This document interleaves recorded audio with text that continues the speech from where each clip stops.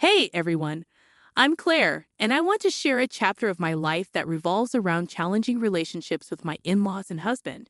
Currently navigating the complexities of a divorce, I thought it might resonate with those of you who've experienced unwarranted criticism from your in-laws. Let me take you back to how it all began. I met Zane, my now estranged husband, on a dating site when I was a 19-year-old college student. Zane, at 25, had a stable job. Despite the age gap, love blossomed between us. I've never been one to judge based on age or appearance, so Zane's age was never a concern for me. However, Zane struggled with our age difference. He often questioned, "Why are you with me, Claire? I don't understand. I'm so much older than you. You could find someone your own age who's better suited for you." Yes, I could, but I don't want to. I fell in love with you, and age doesn't matter to me, I reassure him. Burdened by insecurities, Zane persisted, "There must be other reasons, Claire. It's not natural for someone like you to love someone like me. I wish you'd tell me the truth." "I am telling you the truth. I don't want to date boys my age. I love you, and that's all that matters to me," I insisted. Despite my assurances, Zane struggled to believe me, revealing deep-seated self-esteem issues that may have contributed to his single status. Determined to prove the authenticity of my feelings, I embarked on the journey to demonstrate the depth of my love for him. Throughout our entire relationship, I refrained from letting Zane spend money on me. While I wasn't a broke college student, I wasn't rolling in wealth either. Despite my financial constraints, I made sure to buy him gifts and cover my own expenses each time. I held a modest job, so I wasn't destitute. Zane seemed to appreciate these gestures. Regrettably, Zane's low self-esteem persisted, and he continued to doubt the authenticity of my love. Despite my best efforts to be supportive and understanding, his mistrust shattered my heart. It wasn't until the first 2 years had passed that I discovered the root of Zane's self-esteem issues. Meeting his parents, Michael and Molly, shed light on his struggles. Michael, Zane's father, had experienced a stroke of luck, winning the lottery and dramatically improving their lives. They purchased an extravagant house and secured their future with the remaining funds. However, Michael and Molly carried an air of superiority during our initial encounter. Michael boasted, "Not everyone can make it big like me.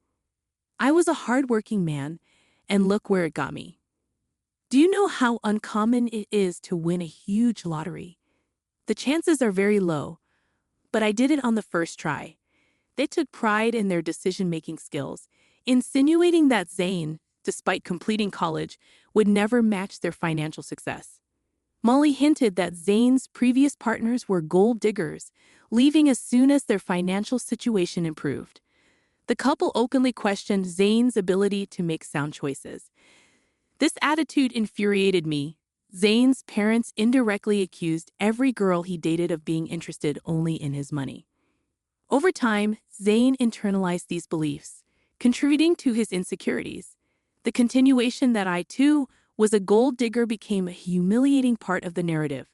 Fed up with the unjust assumptions, I decided to defend both Zane and myself. "I'm sorry, but I have to disagree with you. Zane has worked hard to establish himself in his career, and with time, he will achieve even greater success," I declared. Michael rebutted, "Well, that doesn't change the fact that women only want him for money. The money we have is ours, but Zay does co-own the house. Ultimately, it will be his when we pass. Let me tell you, every time they see our $200,000 house, I swear these girls see dollar signs in their eyes." I can't vouch for Zane's past relationships, but I'm certainly not in this for the money. I love your son, and that's the reason we're together. I have no interest in your house, I asserted. "Don't worry, Claire. Sometimes it's challenging to accept that people can be successful and live in nice houses. You live in a small rented apartment with roommates. After spending time around our house, you might start desiring it too. It's just a matter of time," Michael replied. Michael and Molly's comments were pushing my anger to the brink. I was on the verge of exploding. Zane heard it all but chose not to respond or defend himself, steering the conversation in a different direction.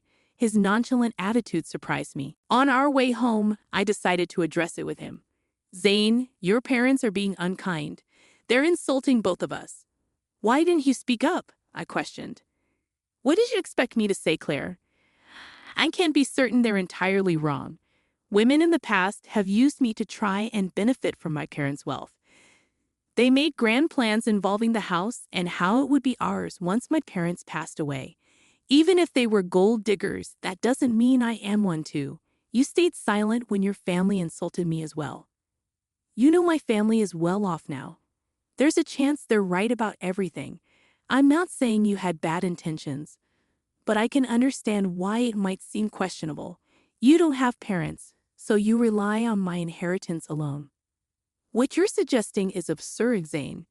I've never pressured you to spend money on me, and just because I don't have an inheritance doesn't give you the right to label me a gold digger, I retorted. Zane remained unwilling to acknowledge my concerns, insisting that he loved me and the reasons behind it didn't matter. He shrugged off the need for further discussion.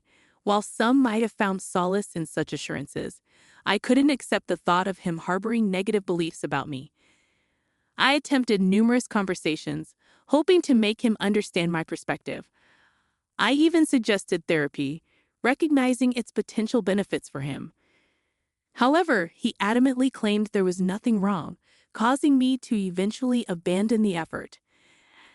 As time passed, I distanced myself from his family. We became engaged shortly after my college graduation, and although my job paid decently, I started saving to contribute to our wedding expenses. We split the costs evenly and got married when I was 22. However, the subsequent 3 years turned into a tumultuous period of my life. Zane frequently visited his parents, returning home in a sour mood each time. I knew Michael and Molly were still taunting him and branding me as a gold digger. Despite my pleas for Zane to limit contact with them, he continued to engage with his parents. Their words poisoned his perception of our relationship, convincing him that no one could genuinely love him. Even after years of love and care, Zane remained suspicious of me. The burden of constantly proving myself became increasingly draining. However, the breaking point arrived on Zane's birthday.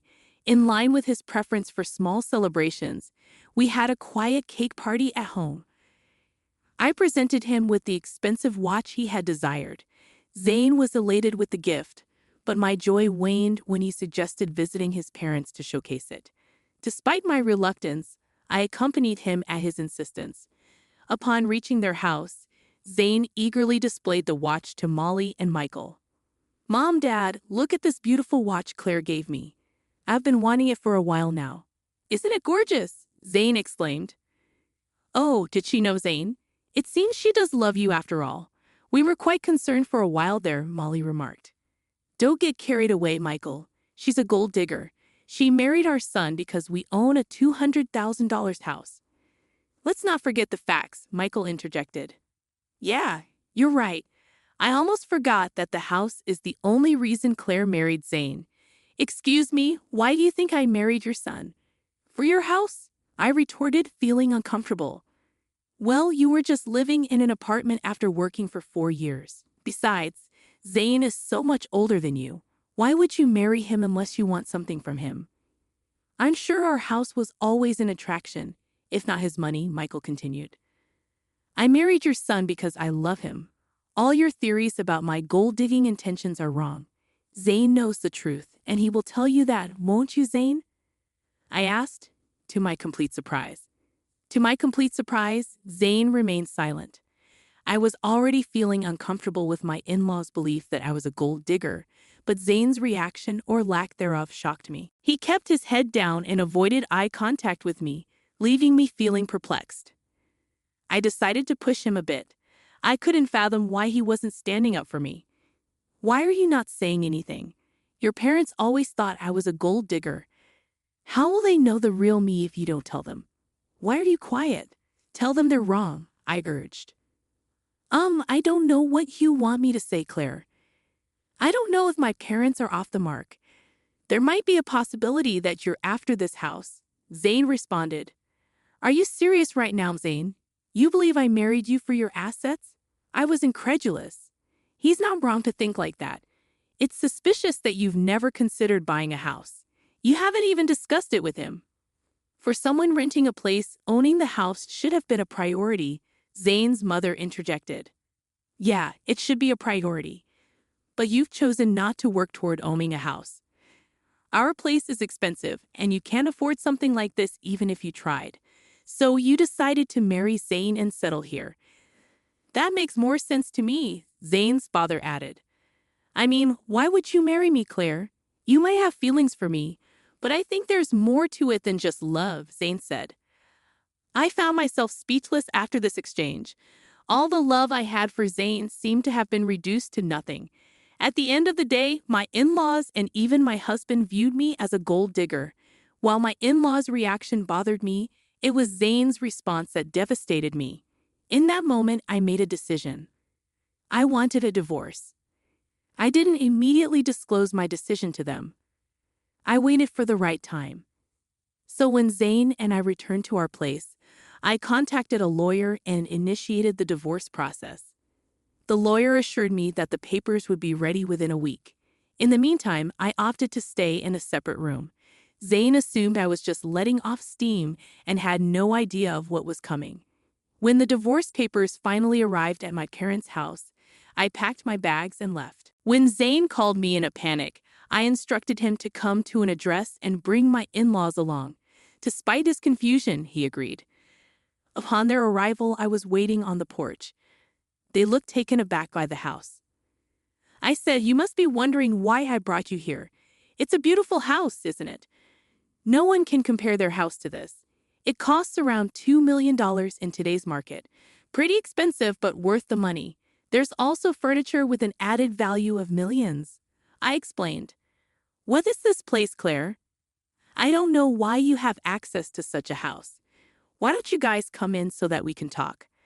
"I can't tell you everything on my porch," I continued. I brushed off their astonishment and walked inside. They trailed behind, even more impressed by the opulence within. As we settled down, I took a deep breath and addressed them. "I've reached a decision, and that's why you're here. I filed for divorce. Here are the papers. We can proceed with an uncontested divorce if you agree," I told them. "What? I don't understand. Why are you filing for divorce?" Zane's voice held a mixture of confusion and concern. "Because you and your parents believe I'm a gold digger. You think I'm after your house, right? Despite my assurances, you refuse to listen. So I'll spare you from my gold-digging self and divorce," I explained. "That's ridiculous. We didn't say anything untrue. Why the dramatics?" Zane couldn't believe it. "I think this is for the best. She's adamant. You should sign the papers. At least then you'll find someone who truly loves you," his mother interjected. "Why did you bring us to this house? Do you expect me to buy this for you as part of our divorce settlement?" Zane's voice carried a tinge of accusation. "Why would I need you to buy this house, Zane? This house is already mine," I replied calmly. The shock and disbelief etched on their faces hit me like a bomb. They regarded me with disbelief as if I were joking. Zane and his family seemed utterly unconvinced. "How on earth can you afford a house like this? You're renting, and your job isn't enough to cover this. Stop lying to us," Zane's father demanded, his tone sharp with suspicion. "I'm not lying, Zane. Remember when I mentioned that my parents left me some inheritance? Well, this is the house I was talking about. It's under a trust now, but I'll officially inherit it when I turn 30. I don't work a high-paying job because I have a trust fund waiting for me. That's impossible. Your parents passed away a long time ago. They should have let you have the house earlier," he insisted. "Well, you see, my parents were aware of the potential leeches I might attract, so they instructed me never to disclose the house or trust fund to anyone. Call it foresight, but they knew someone could exploit me. Hence, they placed everything in a trust to keep it safe until I reached 30. By then, I'd hopefully be settled with someone who genuinely cared about me. Not my inheritance," I explained. "Oh my God, Claire, you should have told us about your wealth. We had no idea. This is a sizable house you have. We could all live very comfortably here," his mother said. Yeah, you should have shared that sooner. We thought you were after our house. We could have avoided all the misunderstandings. I'd always known Claire was perfect for Zane. I've been saying she's a great woman. Look how wealthy she is. Zane really found a great match, his father added. Their attitude toward me had shifted so rapidly that it made my head spin. What was even more bizarre was that they soon seemed to forget about the divorce filing. I took out the divorce papers and signed them. As I was saying, here's my signature for an uncontested divorce. You can just sign these to make it easy. If you want to fight, we can take this to court. I won't live with you anymore, I declared.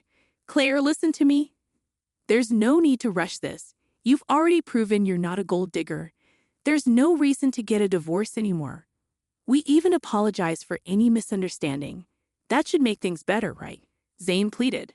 Yes, Michael is right. We're sorry, Claire. We doubted you for no reason, his mother chimed in. I don't want your insincere apologies, Zane. For 2 years, you allowed your family to berate me and label me a gold digger. I expected you to at least defend me, but no, you sided with them and accused me of being a gold digger as well. I won. Stay with someone who doesn't respect his wife. I'm done with you. We can part ways amicably or involve the courts. The choice is yours, Zane, I asserted. Molly and Michael tried their best to change my decision, pleading with me to let go of the past. In their minds, what happened was just a simple misunderstanding. Not once did they show remorse for tarnishing my name. Their audacity fueled my anger. When I reached my breaking point, I demanded they leave before I called the police. My anger intimidated them, and they left. Over the next few weeks, Zane and my in-laws continued to harass me daily. They begged, pleaded, and even offered bribes to convince me to stay. Their belief that I could be swayed with money only intensified my fury. It revealed that they still considered me motivated by financial gain. The irony was that as they co-owned the house with his parents, I was entitled to half of his share.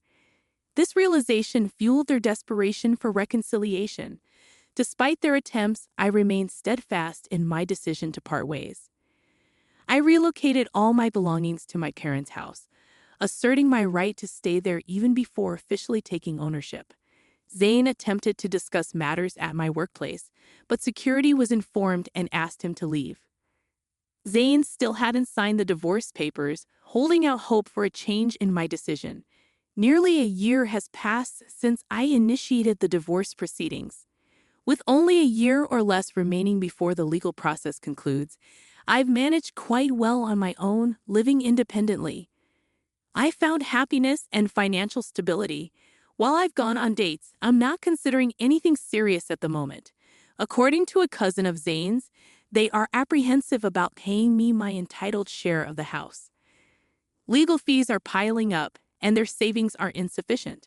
Zane is even pushing for a sale, harboring resentment toward his parents for the upheaval in his life. At this point, I simply don't care and only want to be free from that toxic family.